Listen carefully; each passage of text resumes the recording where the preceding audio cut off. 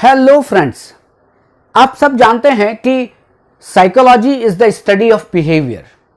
और जब हम बिहेवियर की बात करते हैं तो बिहेवियर में दो तरह के व्यवहार की बात होती है। Number 1 is normal behaviour and number 2 is abnormal behaviour. लेकिन मैं आपसे पूछूं कि एबनॉर्मल बिहेवियर क्यों डेवलप होता है, एबनॉर्मल बिहेवियर डेवलप होने के क्या कारण हैं या कैसे डेवलप होता है, तो आपको थोड़ा सा सोचना पड़ेगा कि बात तो सही है कि मैं एबनॉर्मल बिहेवियर क्यों कर रहा हूं या दूसरे एबनॉर्मल बिहेवियर क्यों कर रहे हैं, या और आगे बढ़ें कि मानसिक रोग क्यों होते हैं और मानसिक रोग कैसे होते हैं। तो फिर हमें जाना पड़ेगा, एबनॉर्मल बिहेवियर के बहुत सारे मॉडल्स अवेलेबल हैं जो ये हमें बताते हैं कि एबनॉर्मल बिहेवियर या कोई भी मानसिक रोग कैसे डेवलप होता है। और उसी में एक मॉडल है साइको एनालिटिकल मॉडल, जिसको हम कहते हैं मनोविश्लेषणात्मक सिद्धांत। ये जो साइको एनालिटिकल मॉडल है ये पर्सनालिटी थ्योरी भी है, और यदि हम एबनॉर्मल बिहेवियर की बात करें तो उसी पर्सनालिटी थ्योरी के कॉन्सेप्ट्स को एबनॉर्मल बिहेवियर के डेवलप होने में कैसे हेल्प करते हैं वो भी हम समझ सकते हैं।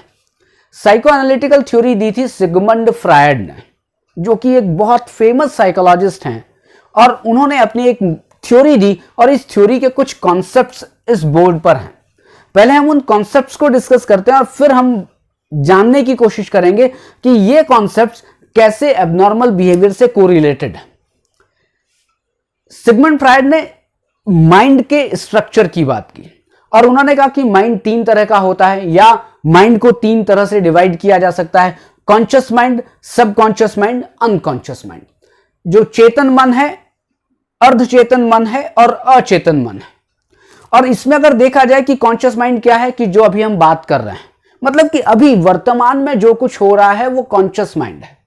लेकिन अगर मेमोरी की बात की जाए, आप जब स्मृति की बात करते हैं तब वो आपका सबकॉन्शियस माइंड है। लेकिन एक माइंड ऐसा है जो कि बहुत सारे इंपल्सेस, बहुत सारे विचार, बहुत सारी इच्छाएं दबी हुई हैं, आपको नहीं पता है वो कौन कौन सी हैं। लेकिन सिगमंड फ्रायड ये कहता है कि अनकॉन्शियस माइंड सबसे इंपॉर्टेंट पार्ट है माइंड का, जो कि आपकी पर्सनालिटी को, आपके व्यवहार को सबसे अधिक प्रभावित करता है।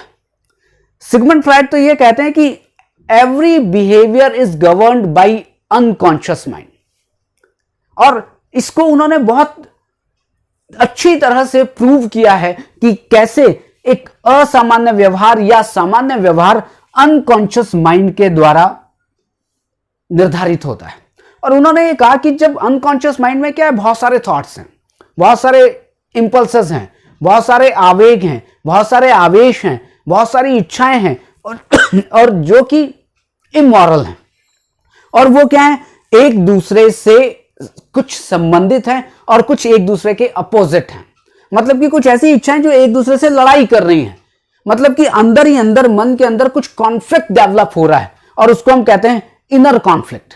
और जब मन में इनर कॉन्फ्लिक्ट डेवलप होगा तब वो एबनॉर्मल बिहेवियर को उत्पन्न करेगा, और जब एबनॉर्मल बिहेवियर लंबे समय तक सस्टेन करेगा तो फिर वो मेंटल इलनेस में कन्वर्ट होगा। ये है आपके स्ट्रक्चर ऑफ माइंड का कॉन्सेप्ट। दूसरा आता है सब सिस्टम ऑफ पर्सनालिटी, जिसमें 3 कॉन्सेप्ट बताए हैं: इड, ईगो और super ego. Id concern with pleasure, खुशी, और इड जन्मजात होता है। और इड में 2 तरह की इंस्टिंक्ट पाई जाती हैं, एक जिसको कहते हैं लाइफ इंस्टिंक्ट और दूसरे को कहते हैं डेथ इंस्टिंक्ट। लाइफ इंस्टिंक्ट जो कि कंस्ट्रक्टिव वर्क करवाती है, और डेथ इंस्टिंक्ट जो कि डिस्ट्रक्टिव वर्क करवाती है। लेकिन हमारी जो लाइफ इस तरह से चलती है कि दोनों लाइफ और डेथ इंस्टिंक्ट में एक संबंध स्थापित होता है, और हम इन दोनों इंस्टिंक्ट के द्वारा हम लोग काम करते हैं। दूसरा आता है ईगो। जैसे बच्चा बड़ा होता है उसमें इड के साथ ईगो का डेवलपमेंट होता है। इड तो जन्मजात है, लेकिन जैसे जैसे बच्चा 3 या 4 साल का हुआ उसमें ईगो का डेवलपमेंट हुआ, और ईगो मतलब रियलिटी, वास्तविकता के सिद्धांत पर आधारित है आपका ईगो।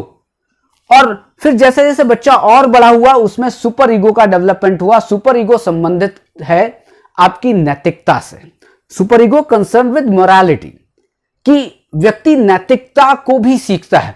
और नैतिकता को कैसे सीखता है जब पेरेंट्स उसको पनिशमेंट देते हैं और पेरेंट्स बच्चे को रिवॉर्ड देते हैं तो वो ये सीख जाता है कि क्या सही है और क्या गलत है।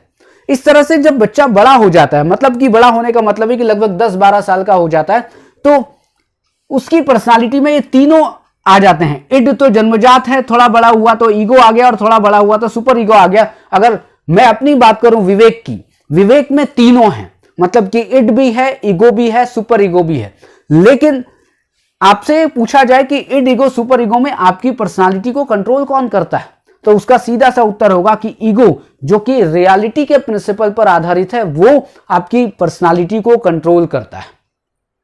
अब एबनॉर्मल बिहेवियर कैसे डेवलप होता है? देखिए, होता क्या है कि इड, ईगो, सुपर ईगो में इंटरैक्शंस होती है और इनकी अपनी अपनी डिमांड है। इड अलग चाहता है, ईगो अलग चाहता है और सुपर ईगो अलग चाहता है। क्यों?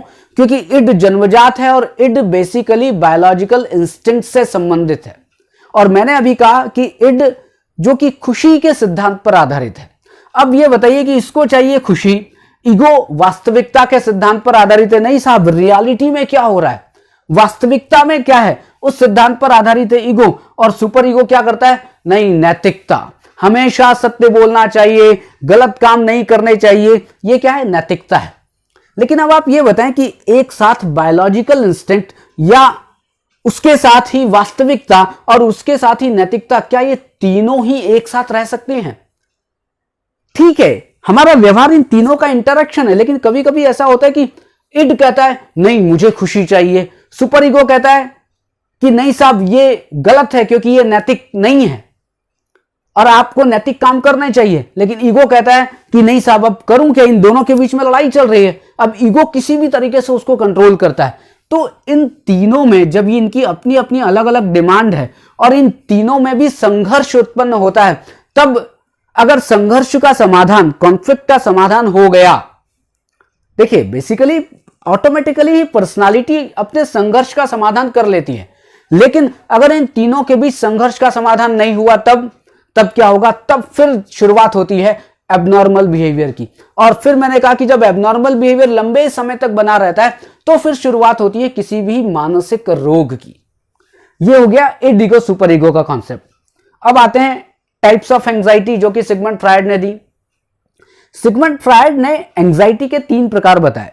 रियल एंजाइटी जो कि वास्तविक चिंता है, न्यूरोटिक एंजाइटी तंत्रिका तापी चिंता, और मोरल एंजाइटी नैतिक चिंता। अब चिंता का कॉन्सेप्ट ही एबनॉर्मल बिहेवियर है। अब आप खुद गए, आप कहेंगे साहब मैं बहुत चिंता में हूं, साहब मैं बहुत एंक्शियस हूं, तो चिंतित होना, एंक्शियस होना ही असामान्य व्यवहार है या एंक्शियस होना ही मानसिक रोग का लक्षण है। तो यहां पर एंजाइटी तो सीधे सीधे ही एबनॉर्मल बिहेवियर हो गया। लेकिन इस एंजाइटी में एक चीज है, एंजाइटी का जो चीफ सिम्टम होता है, जो मुख्य जो लक्षण होता है, उसको कहते हैं डर। डर तो होगा ही होगा, चिंता कोई भी हो, रियल एंजाइटी हो, न्यूरोटिक एंजाइटी हो, मॉरल एंजाइटी हो, किसी भी तरह की चिंता में डर होगा।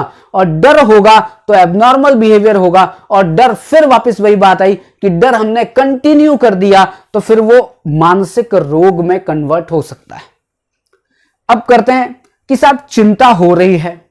अब चिंता हो रही है तो क्या करता है व्यक्ति? समाधान करना चाहता है, व्यक्ति उस चिंता को ठीक करना चाहता है, व्यक्ति उस चिंता को दूर करना चाहता है।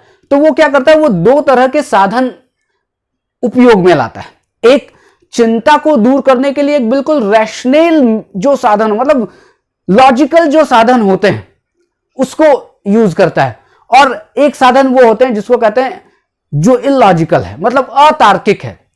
क्योंकि क्या करता है? देखिए, चिंता कम करने के लिए मन काम करता रहता है, नहीं नहीं नहीं देखो मैं फेल हो जाऊंगा तो क्या होगा, ये होगा तो, चिंता हो रही है। और चिंता को कम करने के लिए मन ही मन हम करते हैं, नहीं मैं फंस रहा हूं, मुझे डर लग रहा है, तो मैं क्या करता हूं? मैं दूसरे को फंसा दूंगा, मेरी चिंता दूर हो गई, दूसरे की चिंता शुरू हो गई। तो क्या हो रहा है कि जब चिंता है तो चिंता को दूर करने के लिए व्यक्ति डिफेंस मैकेनिज्म यूज कर रहा है। डिफेंस मैकेनिज्म क्या है? ये कॉन्शियस और अनकॉन्शियस प्रोसेस है जो कि स्ट्रेस की सिचुएशन को या एंजाइटी की सिचुएशन को कम करती है या पूरी तरह दूर कर देती है। लेकिन डिफेंस मैकेनिज्म से एक चीज होती है कि वास्तविकता विकृत हो जाती है। मैं आपको एक एग्जांपल दूं, तब आप डिफेंस मैकेनिज्म ठीक तरह से समझ पाएंगे कि मैं साइकोलॉजी पढ़ाता हूं, मैं आपका टीचर हूं और आप साइकोलॉजी में फेल हो जाते हैं। एग्जाम्पल है, आप साइकोलॉजी में फेल हो जाते हैं, तब क्या होगा, आपको सारे लोग कहेंगे देखो ये साइकोलॉजी में फेल हो गया, खुद को भी अच्छा नहीं लगेगा। अब आप ये बताएं कि जब आप फेल होंगे तो आपका ईगो हर्ट होगा कि नहीं होगा? बहुत सिंपल सा मीनिंग है कि ईगो हर्ट होगा। अब ईगो हर्ट होगा तो ईगो ही हर्ट हुआ तो आपकी पर्सनालिटी डिसबैलेंस होगी। क्यों? क्योंकि ये जो ईगो है यही आपकी पर्सनालिटी का कर्ता धर्ता है, यही आपकी पर्सनालिटी को कंट्रोल कर रहा है। जब यही अपनी धुरी से, यही अपनी जगह से हिलेगा, वो हर्ट होगा, तो आपको इसको बचाना पड़ेगा। अब इसको बचाने के लिए आप क्या करेंगे? इसको बचाने के लिए आप डिफेंस मैकेनिज्म यूज करेंगे। अब मैंने अभी कहा कि आप साइकोलॉजी में फेल हो गए, आपका ईगो हर्ट हो रहा है। अब डिफेंस मैकेनिज्म कैसी होती है? आप चिंता में, अरे मुझे मम्मी पापा डांटेंगे, अरे मेरे दोस्त कहेंगे कि तू देख कितने सरल इजी सब्जेक्ट में फेल हो गया, हमारे तो देखो सबके 70% आए हैं। तब आप डिफेंस मैकेनिज्म यूज करेंगे। क्या डिफेंस मैकेनिज्म यूज करेंगे? जानबूझकर आप कहेंगे कि साहब मैं तो पढ़ता था, मैं रोज क्लास अटेंड करता था, विवेक सर ही अच्छा नहीं पढ़ाते थे।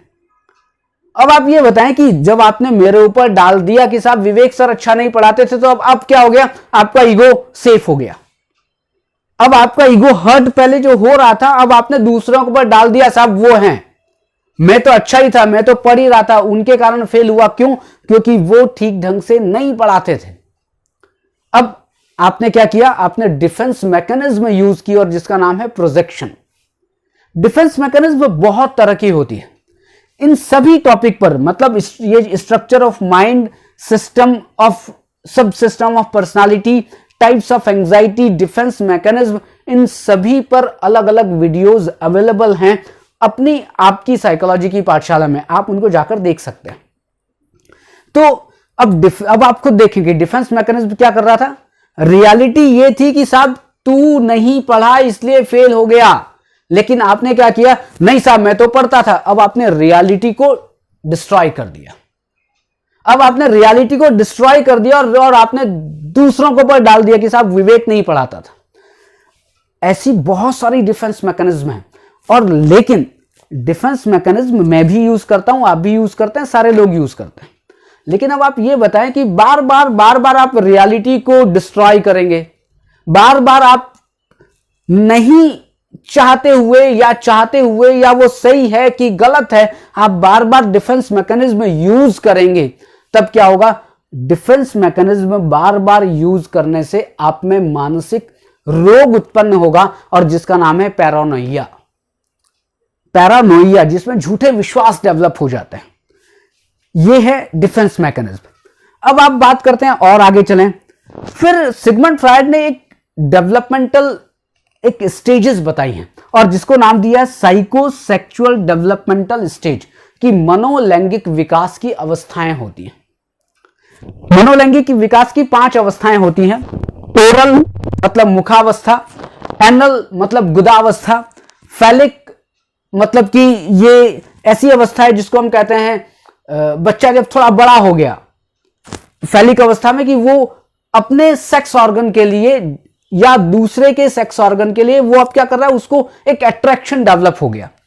लेटेंसी मतलब अव्यक्त अवस्था, कि साहब अब अव्यक्त अवस्था में अभी बताऊंगा। जेनिटल, जो कि बच्चा और बड़ा हो गया। सबसे पहले ओरल स्टेज, जहां पर उत्तेजना का केंद्र क्या होता है? मुंह, और जिसमें बच्चा काटता है और चूसता है। ओरल बाइटिंग और ओरल सकिंग होती है। बच्चा थोड़ा और बड़ा हुआ, एनल स्टेज पे आया। एनल स्टेज में उत्तेजना का केंद्र हो गया एनल रीजन, और यहां पर क्या होता है, जो टॉयलेट ट्रेनिंग दी जाती है बच्चों को, उस टॉयलेट ट्रेनिंग का जो फेज है वो एनल है। बच्चा थोड़ा और बड़ा हो गया, फेलिक स्टेज में आ गया। फेलिक स्टेज में वो ये जानने लगता है कि अच्छा मैं लड़का हूं, सामने लड़की है, मतलब कि दोनों में डिफरेंस करना सीख गया है। पहले बच्चे होते थे तो दोनों में डिफरेंस करना नहीं जानते थे, लेकिन अब क्या है, जैसे जैसे थोड़ा बड़ा हुआ तो वो समझ गया अच्छा ये लड़की है, मैं साहब लड़का हूं, तो मतलब कि हमारे सेक्स ऑर्गन अलग है। फिर उसके बाद लेटेंसी अवस्था, थोड़ा और बच्चा बड़ा हुआ तो अब क्या है, यहां पर आप देखें कि इन तीनों में उत्तेजना का केंद्र कुछ ना कुछ था, लेकिन अब लेटेंसी में क्या, अव्यक्त। साहब अब उत्तेजना का केंद्र कोई नहीं है, अब जो बच्चा है वो बाहर पढ़ने लग गया है, वो बाहर खेलने लग गया है, उसकी जो ऊर्जा है वो बाहर लग रही है। थोड़ा और बच्चा बड़ा हुआ तब क्या है, जेनिटल स्टेज कब कि जब जो 12-13 साल से ऊपर बड़ा हो गया तब इसमें जेनिटल स्टेज डेवलप हुई, मतलब कि अब हमारे क्या है कि जो सेक्सुअल जो बिहेवियर है वो डेवलप होने लग जाता है। तो इस तरह से 5 स्टेज होती हैं और हर व्यक्ति को हर एक स्टेज से होकर गुजरना होता है। विवेक भी ओरल से गुजरा, एनल से गुजरा, फेलिक्स से गुजरा, लेटेंसी से गुजरा, जेनिटल से। तो इस तरीके से 5 स्टेज, मतलब ऐसा नहीं होता कि एक को कूद के दूसरी जगह चले जाओ, नहीं, पहली स्टेप, दूसरी स्टेप, तीसरी स्टेप, चौथी स्टेप, इस तरह से 5 आपको इस स्टेज पे जाना पड़ेगा। अब इस स्टेज में अब आप ये देखें कि ये जो स्टेज है यहां पर हर स्टेज कुछ ना कुछ डिमांड करती है, हर स्टेज कुछ ना कुछ डिमांड करती है। ओरल में क्या था, उत्तेजना का केंद्र मुंह था, मतलब आपको यहां जो ये उत्तेजना हो रही है मुख में उसको शांत करना है। एनल में उत्तेजना का केंद्र आपका एनल रीजन है, मतलब वहां टॉयलेट रनिंग हो रही है, वहां भी उत्तेजना को शांत करना है। आपकी डिमांड है, बेसिकली उत्तेजना का मतलब है कि उस स्टेज में एक डिमांड क्रिएट हो गई है और आपको उस डिमांड को पूरा करना है। अगर आप डिमांड पूरी नहीं कर पाए तो मैं आपको फिर एग्जांपल देता हूं। आपने बहुत सारे बड़े बड़े बच्चों को देखा होगा जो थंब सकिंग करते हैं, मतलब अंगूठा मुंह में रखे रहते हैं, आप उनका अंगूठा हटाओ फिर वो मुंह के अंदर रख लेते हैं। इसका मतलब है कि इस ओरल स्टेज में, क्योंकि ये ओरल से संबंधित है, इस ओरल स्टेज में जो डिमांड थी वो पूरी नहीं हो पाई, या उसको आप ये कहें कि उस ओरल स्टेज में बहुत ज्यादा सुख मिला है इसलिए वो मुंह पे अंदर मुंह रख रहा है अंगूठा, या बहुत कम सुख मिला है इसलिए वो मुंह के अंदर अंगूठा रख रहा है। वो एक विश्लेषण का विषय है कि क्या हुआ होगा, लेकिन यहां पर भी यदि कॉन्फ्लिक्ट हुआ है तब भी एक मानसिक रोग या असामान्य व्यवहार उत्पन्न हो सकता है। लेकिन सबसे इंपॉर्टेंट बात अगर मैं इसको सम अप करूं कि देखिए, हम किसी भी फेज में जाएं, हम इन 3 माइंड की बात करें, हम इड ईगो सुपर ईगो की बात करें, हम रियल न्यूरोटिक मॉरल एंजाइटी की बात करें, हम डिफेंस मैकेनिज्म की बात करें, वहां पर एक बात जो कॉमन निकल के आ रही है और ये जो लिखी हुई है आपको दिख रहा होगा, मेंटल कॉन्फ्लिक्ट या इनर कॉन्फ्लिक्ट।